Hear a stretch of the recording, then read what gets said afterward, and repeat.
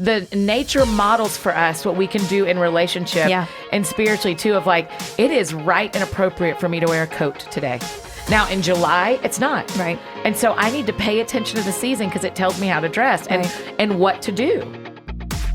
Hi, friends. Come on in because this is the Joyce Meyer's Talk It Out podcast, where Joyce teaches the Word of God in her practical, no-nonsense way. And my friends and I talk through the real stuff of living it, and we hold nothing back. I'm Ginger Stocky with Jay Williams and Erin Cluley, three friends who are all in very different stages of life and know the importance of having honest, loving women around you.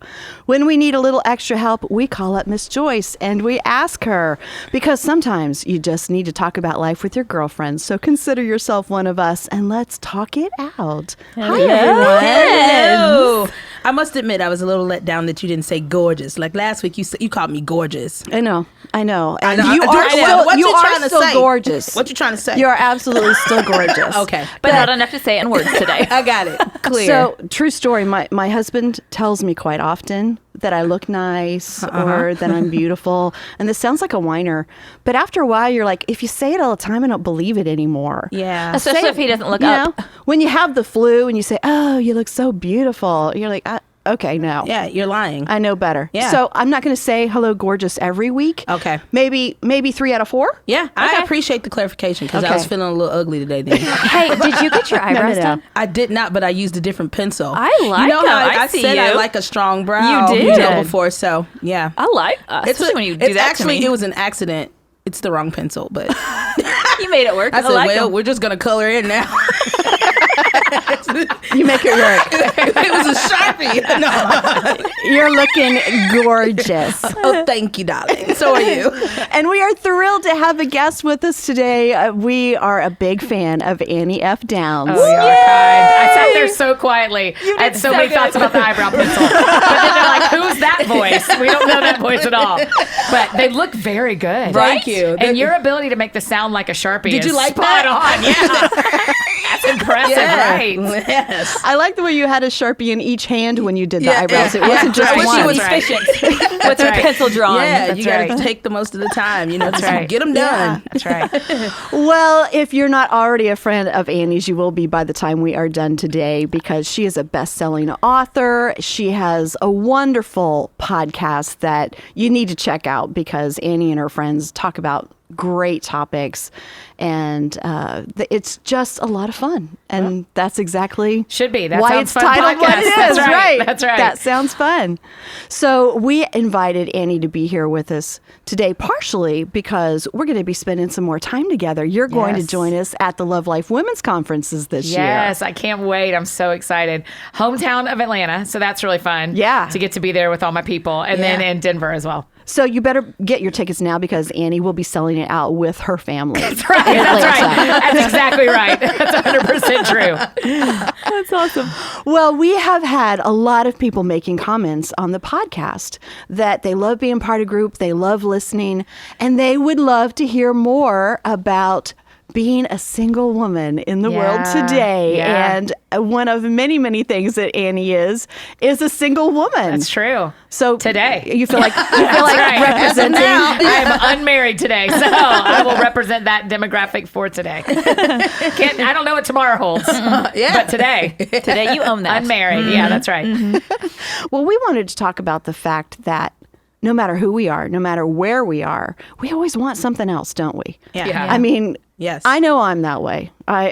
There's always something that I think will make life just a little bit more fun, a little bit more adventurous, and we need to learn to be content. But that's a big topic, and sometimes people don't want to hear it. Right. Yeah, it's hard because a lot of times something I realize is that if I put like on a dream board or a vision board or something that I want, you know, like in relationships or just Do you in do life. vision boards? Yes. I used to they have like have cutouts parties from magazines? Yes. Do you? Wow. Yes. Okay. Y'all don't do. Why y'all? I looking mean, at yeah, me I like do y'all that. never No, done that? I'm way in. I do them. Oh. How do you do it? I don't I do just it. I do go- This is just magazines. new. Oh, I this go is just to- new for me. I just go For, to like from you, new information. to the dollar It's a store. good thing. Yeah. I'll get a little poster board and cut out stuff out of magazines and words. Yeah. And people with abs. Like you know, oh my God. like the Unabomber did. Oh my gosh. Well, not a serial killer. No, it's different. It's a lot different. It's usually like inspirational Oh, words. that's better. Right. Like happy, and like, that is good. Do you do one every year, Jay? I try to do one every year. Okay. Like I would try to do, we started doing them even for my daughter's birthday. So that was one of the things to help her. You know, she never likes to finish them. So, but that's something that we had kind of started doing was like, That's a great idea. Yeah. So You know, I have a problem with them. Not that they're wrong, but for my personality, I know that I have to be super careful to not like think too much about what I want, because then I can get so focused on that, then I lose that contentment side of it. So for me, I've had to learn that about fine myself. line. I can't think too much about what I want because I'm so goal oriented. I will go hard for those things. Okay, but let me forget tell you my what center. the church has done wrong. You ready? Welcome, Whoa. Annie. This is big. Okay. let's just go there. We were kind of told in youth group growing up that when you are content, you will get what you want. When you are satisfied with what you have, then you will get what you want. But what is actually true is when you are hungry, you don't have to pretend to not be hungry to get full. You have to go eat. Well, And so we've got to start figuring out a way to make vision boards that help us dream and pursue and go after what we want, but hold them both. Yeah. I felt like growing up in church, I was taught I wasn't allowed to have wants and be satisfied. Yeah. I was supposed to be all the way satisfied, and then I'd magically get these things I want. And that just was never true. Yeah. It was never true. And I felt the same way, but then I also leaned on the scripture of like, you know, where there's no vision, the people perish, you know? Yeah. And so I'm Yeah. always like, if I know that I want to do something, a lot of times I can get so inundated with things that I'm doing for other people, whether that be in ministry or work, that sometimes I do lose focus of me. I lose focus of, you know, the things that, you know, I've talked about this on the podcast before, so I could be working and even forget to eat, you know? Yeah. So I do get content. I must be like, "Rrr," and I'm like, oh, forget it, you know, Right. keep moving. And so sometimes I need that visual just to remind me like, hey, you have to prioritize yourself too. So I do like to have, you know, like just something to look forward to sometimes. And then the thing that I really had to work on is not punishing myself when I don't necessarily get all that stuff. Yeah. Because I still don't have abs, but you know, it's a cool thing to like, I wish I had them, you know. Does that make really sense? good. I don't know Absolutely. where I was going with that because we went somewhere else, but it's all good. But No, I think you make a really good point that we really all need something different in our lives to focus us, to learn how to have goals and be content, and to be able to do them both. Yeah. Right. It's a really good That's point. the thing is how can you hold, I have more than I deserve, and there are things I want I do not have. Right. Both of those are always true. And we get to help our friends in our real lives, and they're listening, our friends figure out what it looks like to hold both of those. Yeah. I think I just had a revelation about my whole life just now while y'all were talking. Okay. really, Wow. do share. I know. Nice. Maybe I should make you wait like to the next 10 minutes. Why? And then Whole share it revelation. later? I like tease a little bit. I think you should. It's like a teaser, and we'll be back with you. Yeah, it's like a- Everything they're that gonna you commercial I can have vision. I love vision for other people. I like to think of vision for what I want here at work and what I think we can do for my family. But to do it for myself feels almost selfish to me, because I think it's a lot of what you're saying, Annie, is that's too much about, that's not the way that it's supposed to be. I need to be very happy with what I have right now. So I shouldn't think that much about myself. I think you should go Whoa, for it. I'm just going to sit here and ponder that for a You should little totally bit. go for it. I think I will. But I love that you kind of I just thought about that. landed there. Yeah, that's interesting. Yeah. So we actually got some questions from all of our friends, and so I'm gonna ask you a few questions from them, Annie. Okay. So this one says, "How is it okay not to be happy being single, despite being happy with and in yourself?" Totally. Right? I mean, I think I totally think you can say this is not the life I want. And the question is, are you sitting at home and saying that to yourself or saying that to Facebook? Yeah. Or are you feeling that and still going out and meeting people? Yeah. That is such a And key. are you still doing living anything? your Yes. life? Are you doing anything to Yeah. remedy the thing that bothers you? Because we aren't in control of. In fact, we talked about it at lunch, Erin, this idea of like, it is a miracle when a man and a woman end up at the same place at the same time and fall in love. It's a miracle. Yeah. But I'm probably not going to fall in love with someone if I don't leave my house. Unless it's the mailman, because he's the only one who shows up every day. Right? So yes, I think you can be not satisfied with your situation. But then my follow-up question is always, so what are you going to do? Yeah. Right. What's your next move? You Yeah. don't have to like be on dating apps unless you want to be. And I think they're great, and you don't have to go out every single night, but are you anywhere where you're meeting people that might either be able to set you up or might be someone you can meet yourself? So that is not the definition of discontent. I don't think so. Wanting something else is Yeah. exactly what we Wanting were and talking discontent about. are two very different things. Right. And wouldn't you say, I could say this for myself, so you say if it's true of you, but when you are wanting other things that you don't have yet, doesn't that push you closer to Jesus? Because Yeah. you're doing your best to do what you can do. The rest is up to him. That's right. So if you're doing your best, that pushes you to him to say, okay, I trust you to do the rest. I'll do my part, but now Yeah. it's you. Yeah. So I feel like some of that is God working in us and using Yeah. that. Yeah. It's that balance of like trusting that God knows what we don't know. Yeah. And he protects us from relationships in work and in personal life that are not right for us, but also not expecting God to have someone delivered to your front door. Like it's a teamwork, Yes, right? It's yes. teamwork. It's God doing what only God can do. Yeah. But then Annie has to be involved too. Right. If Right. I want to see a change. Well, it's also a mistake for us to assume that everyone is in that same situation, that every woman who is not married Wants to be. married. Totally. Exactly. That's an expectation of all women that's not accurate either. That's right. And if we delight ourselves in the Lord, he will give us the desires of our heart. Yeah. And I don't think that means we get every little thing we want. I think that means when our focus is on him, he changes our heart to want those things that fit into his plan for our that's life. right. To match his desires. And so it can be a long process. Sometimes we don't always get all those things Yeah. in our timing either. What I can know is God's promise for me is Psalm 37:4, that he will give me the desires of my heart. He has not promised me a husband and children. Those are desires of mine. But that's not the promise. Right. The promise is he'll give me what my heart will desire. And so I have to check in and listen to and be like, well, actually, what am I desiring? Yeah. I'm desiring to do what God has for my life. Oh, that may be good. different. Yeah. You know, I think sometimes we accidentally call things promises from God that aren't actually promises from God. And we it like makes to say us that feel here. better. Yeah, because we go does. like, Yeah. oh yeah, he promised me A, B, and C. And it's like, Yeah, it wasn't that specific. that's not what the scripture I'm sorry. says. Sorry. And Let's go back to the Bible. You know what? I was thinking about, I have several friends who are either single or divorced, and that just brings up, and so a couple of them are super, super Christians that are, like you said about, Really good ones, yeah. just Jesus, I'm just focused on Jesus. And, Yeah. and like, but you boring. Like, you're not doing anything with your life. And so what I Right. hear you saying is, trusting God in the process, being content where Yeah. you are, but still living Yes. life. And then another thing you said about the apps, and Yeah. also adjusting to time, adjusting to Yes. That's the so good, time, Jay. because a lot of people that are out there that are single are just like, oh no, I'm not using no apps, or I'm not getting on no, online or anything, but adjusting to the times. If you're not out there and doing things, there might be other ways that you can meet people. So I love the fact that you brought that up. Like, if that's not your thing, Yep. don't do it, but don't knock it if you don't. But here's the other thing about apps, ladies. Let me give you a Tell us about it. Please single tell us, because I don't know experience. nothing about them. Here is the thing. When you are at church, let's use church as an example. You're at church and you meet a man that is in your age bracket, that is someone you'd be attracted to, and y'all hang out in a group.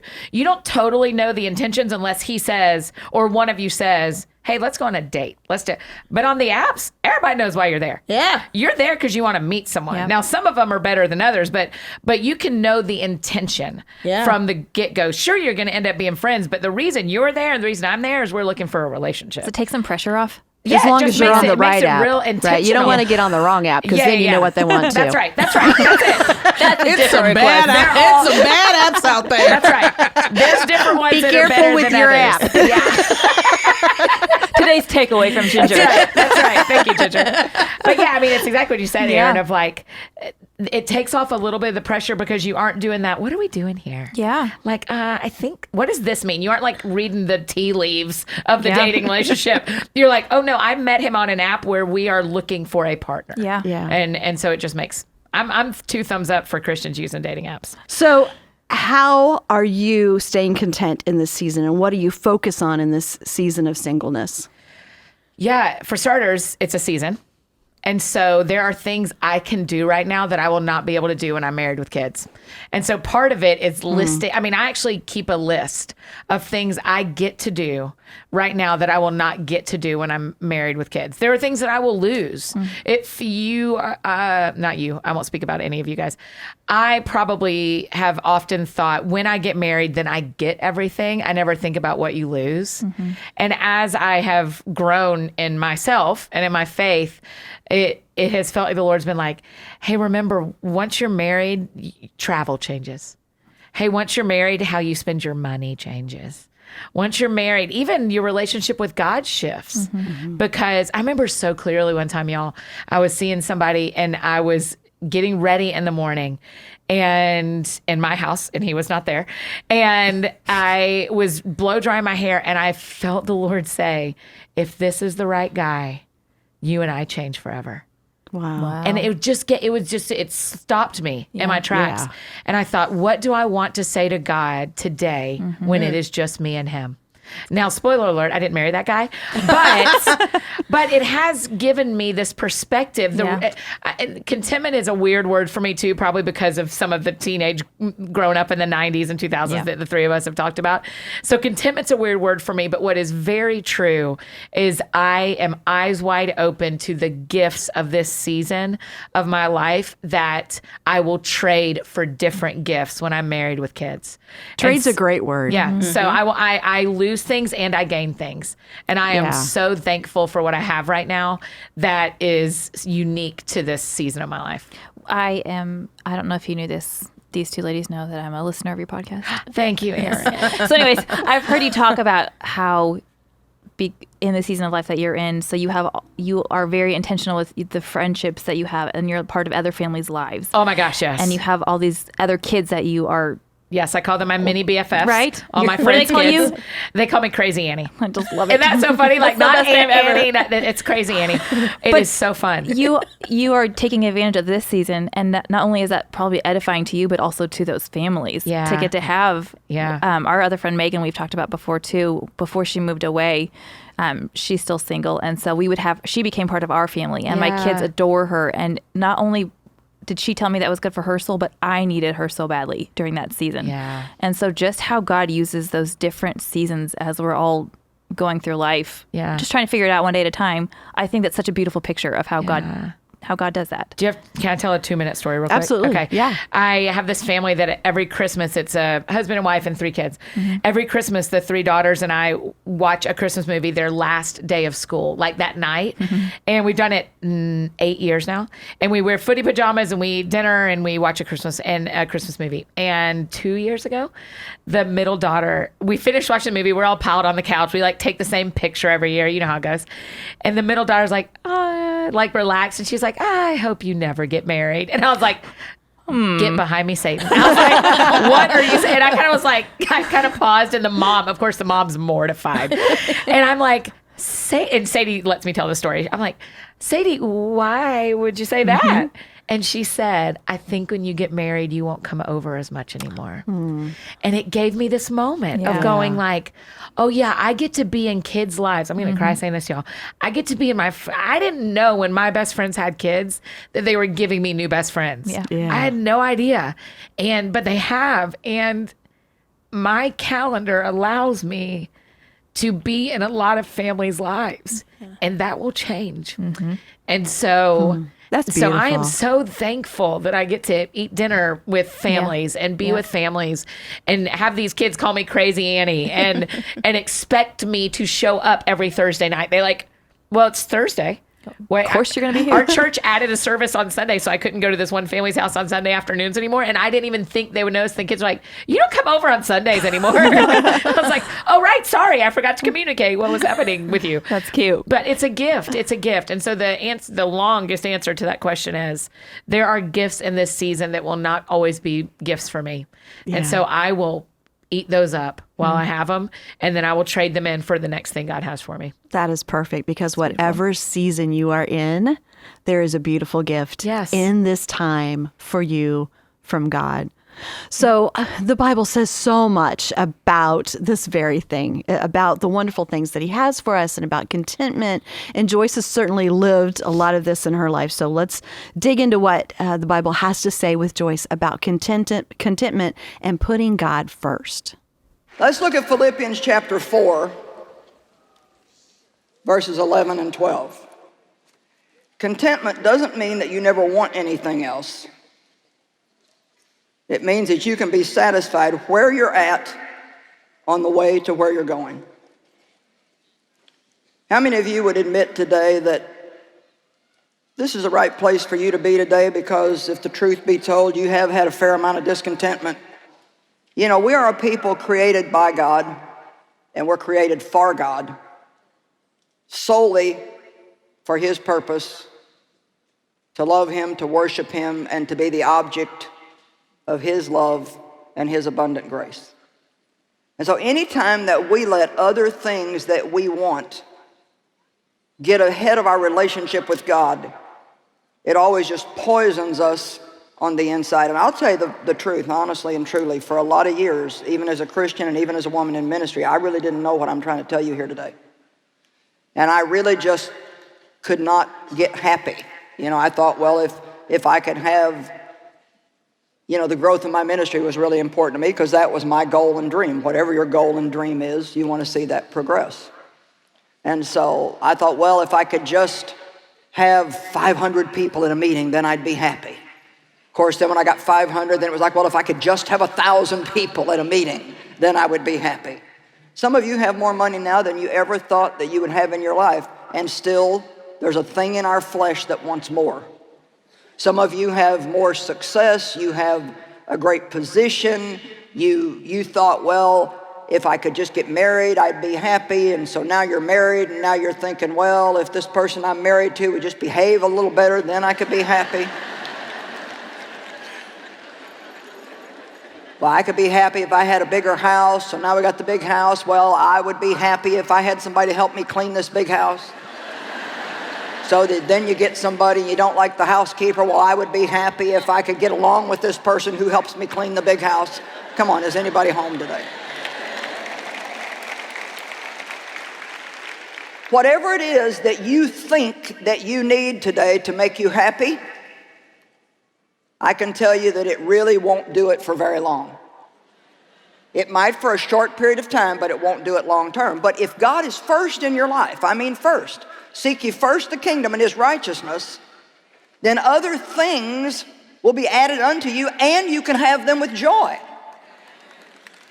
God is like, he's jealous in the way that he doesn't want anything else to be before him, because he knows that we were created solely for him and by him, and that we don't function right when we put anything else ahead of him. So when God tells us to keep him first, it's for our benefit that he tells us that, because that's the only thing that can truly make us happy. Now, the Apostle Paul in Philippians 4, verses 11 and 12, not that I'm implying that I was in any personal want, for I have learned how to be content, satisfied to the point where I'm not disturbed or disquieted in whatever state I am in. I love that. I've learned how to be content no matter what state I'm in. I know how to be abased and live in humble and straitened circumstances, and I know how to enjoy plenty and live in abundance.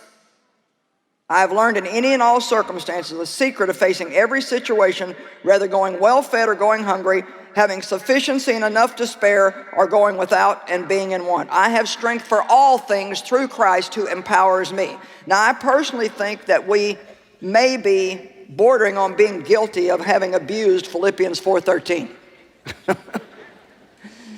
Because we tell people, oh, you can do anything.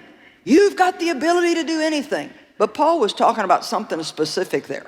He said, look, you have the strength to stay happy if you're not getting what you want, and you have the strength to be happy if you are getting what you want. You have the power of God to be happy no matter what.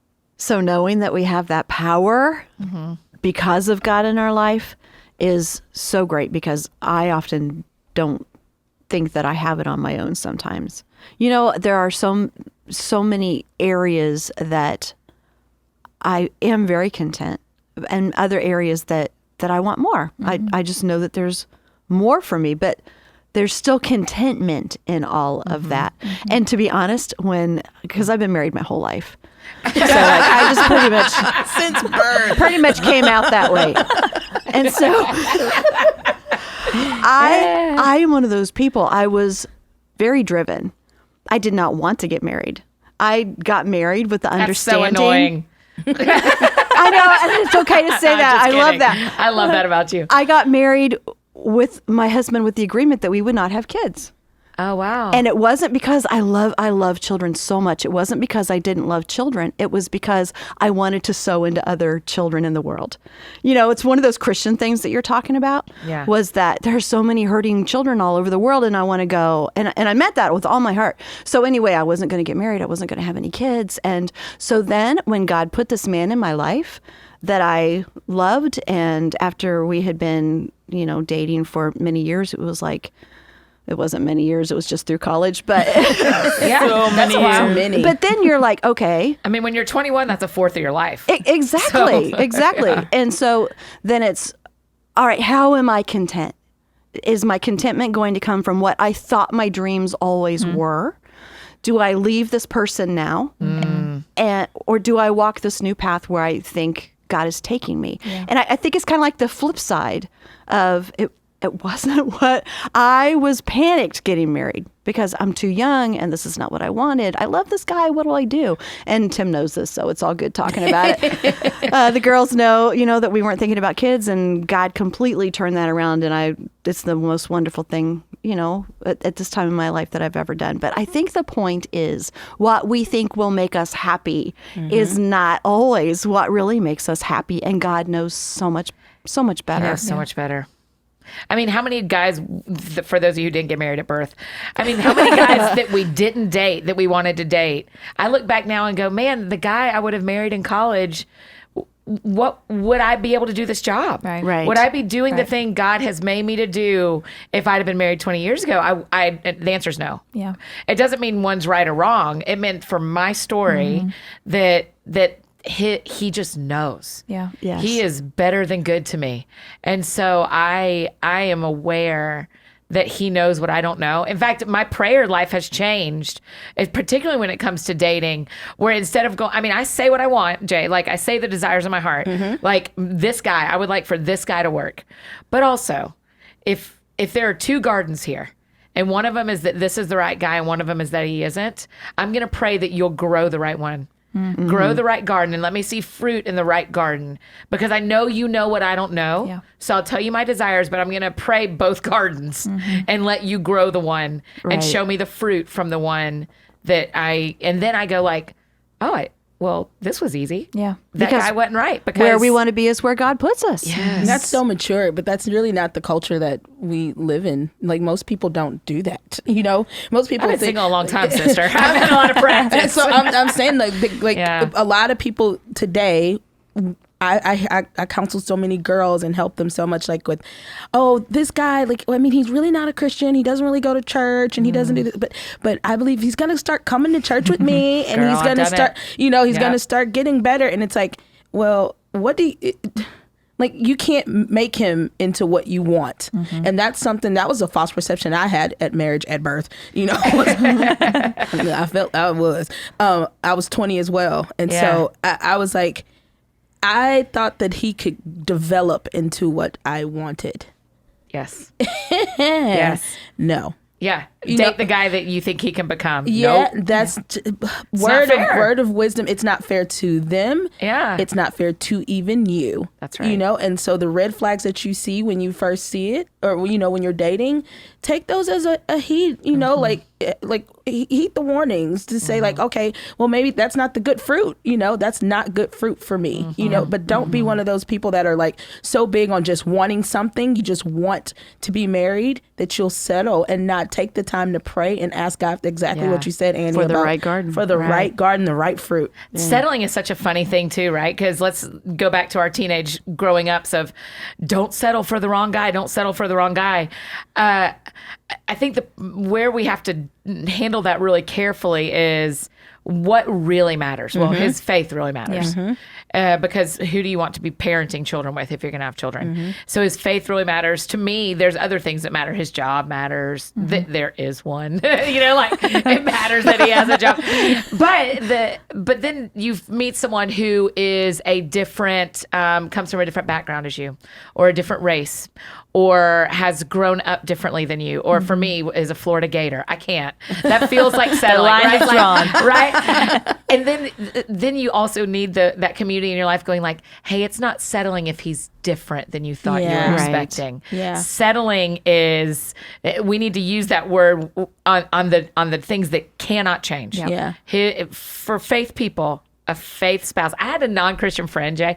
I had a non-Christian friend, a guy say to me, please marry a Christian. And I was like, yeah, planning on it. Like, that's my plan. And he had been a non-Christian who married a Christian, and they had divorced. And he said, it wasn't that we didn't love each other. It's that we always used a different map of how we wanted our lives to go. That's huge. And that was huge to me. So there are things that would be settling, but man, be open that he may have a different job than you think he's going to have. He may be a different age than you think he's going to be. He may be from a different background. There can be differences that are not settling. And we need to give ourselves permission to like, oh, it isn't settling if my friend picks someone from a different church or a Florida Gator, as my problem would be. As a Georgia Bulldog, that's hard for me. And set realistic standards too. Yeah. I have some guy friends too that aren't even cute and want Beyonce looking girls. Listen, let's watch me lean forward into my microphone. I need you to be Denzel then, because you're not. Listen, Michael B. Jordan or somebody. I'm like, you can be picky if you want to be alone. Right. But looking how like about- Shrek, but you want Beyonce. My bad. Thank you. I mean, can I get a witness? That is the truth. Well, I think we've got time for one more question Okay. from our friends who are listening. So this question is, why do you think people view singleness as being behind in life?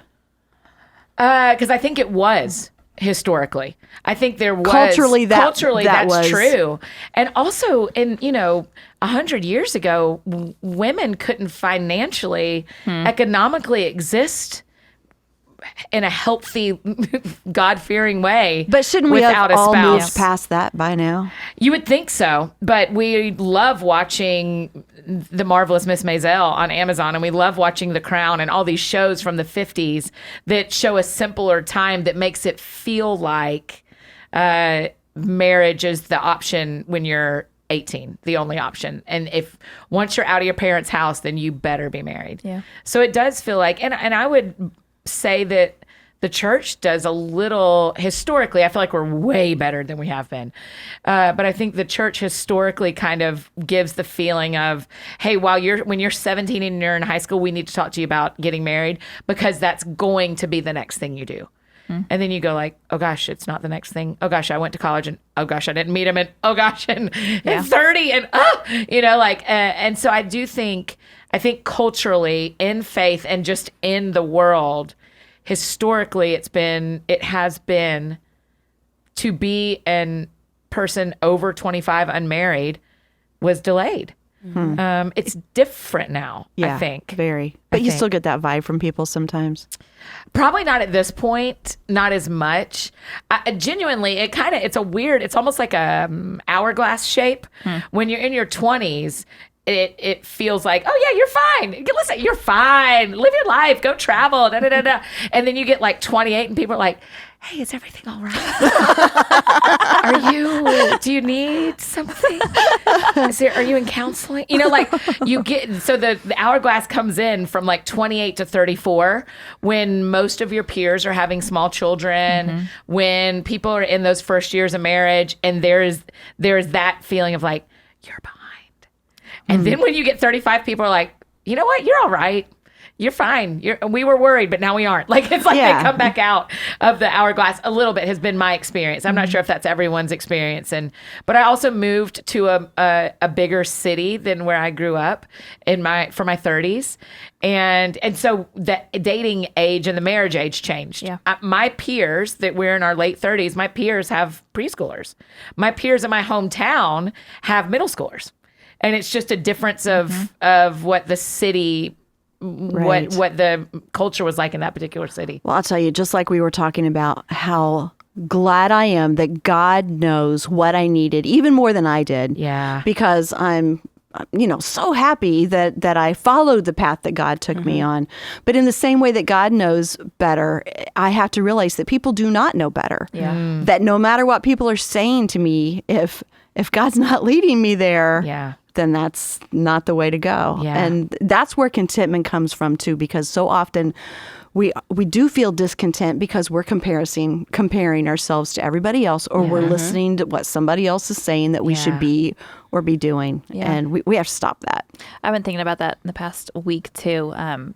Not so much for being single or not, but so I know a lot of moms, and a lot of them stay home with their little kids, and it's just things that I hear are that they want more, but they're home with their kids right now, and that's the season they're in, and they love that. But you feel like sometimes like you're missing or something. Like you could be doing more, but this is a season you're in right now. So Whether you're home or whether you're not, right? yeah, I could be doing Yeah. more somewhere else. I could be doing more if I Sure. was home. Yeah.